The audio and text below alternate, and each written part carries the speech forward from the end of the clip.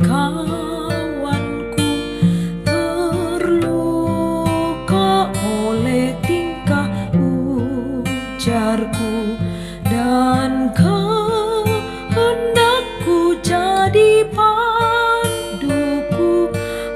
Ampunilah.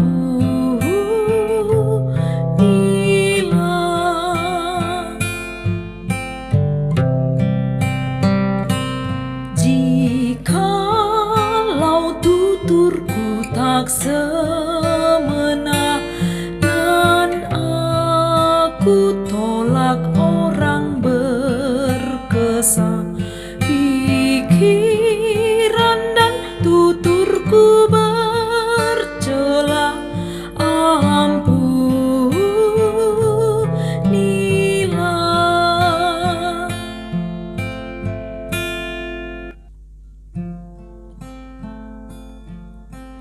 Kasih karunia dan damai sejahtera dari Allah Bapa kita dan dari Tuhan Yesus Kristus menyertai kamu. Firman Tuhan pada hari ini tertulis dalam Efesus pasal 4 ayat 32.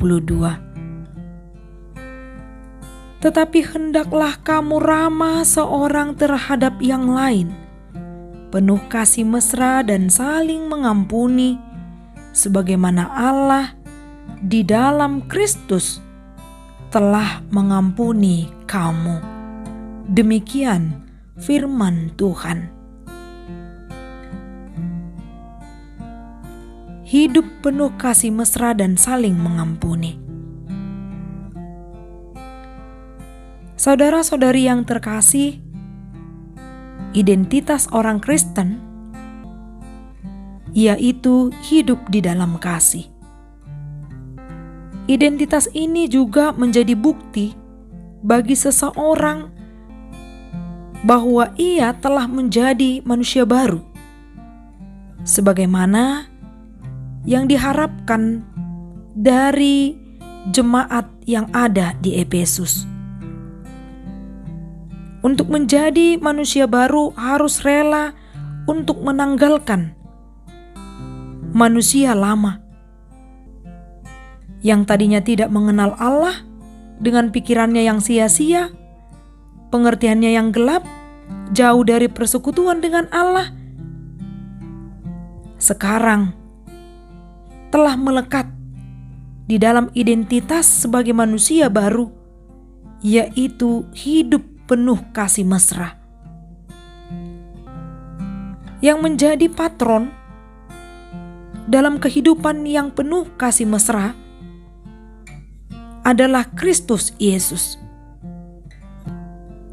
Allah di dalam Kristus Yesus yang telah membawa keluar manusia lama kepada manusia baru, artinya adanya pertobatan. Di dalam Kristus ada keselamatan,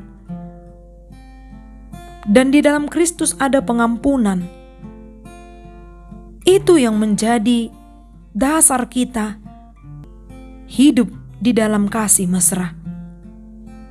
Orang yang hidup di dalam kasih mesra, hendaklah ia ramah seorang terhadap yang lain, mau meninggalkan sikap egois. Orang yang ramah artinya ia peduli dengan orang-orang di sekelilingnya. Dan ia sadari, ia hidup di dunia ini pun adalah sebagai makhluk sosial yang harus saling tegur sapa satu dengan yang lain sebagai bukti dari ramah seorang terhadap yang lain. Dan bukti konkret lainnya dari hidup yang penuh kasih mesra harus ditunjukkan melalui sikap yang mau saling mengampuni. Adanya kesadaran di dalam diri kita bahwa kita ini, semua yang ada di dunia ini juga telah jatuh ke dalam dosa. Kita sama di hadapan Tuhan. Baiklah seorang terhadap yang lain tidak saling menghakimi, menunjukkan bahwa ia benar.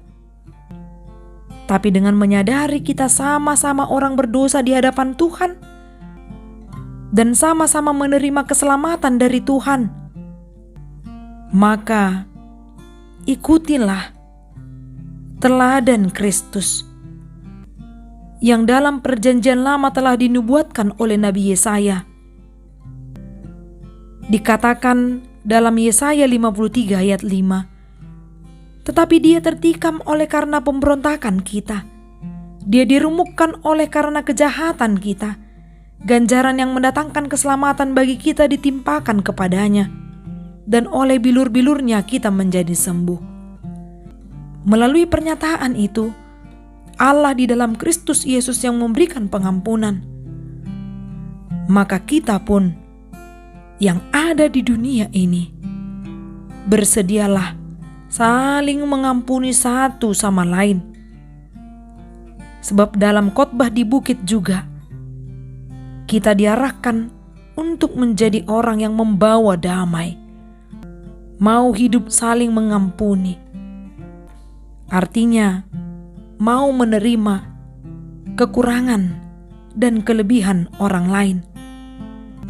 Justru jika ada di sekeliling kita yang melakukan kesalahan atau kekurangan, baiklah kita dengan ramah mau menegurnya, mengingatkannya dengan penuh kasih, dan juga mau mengampuninya.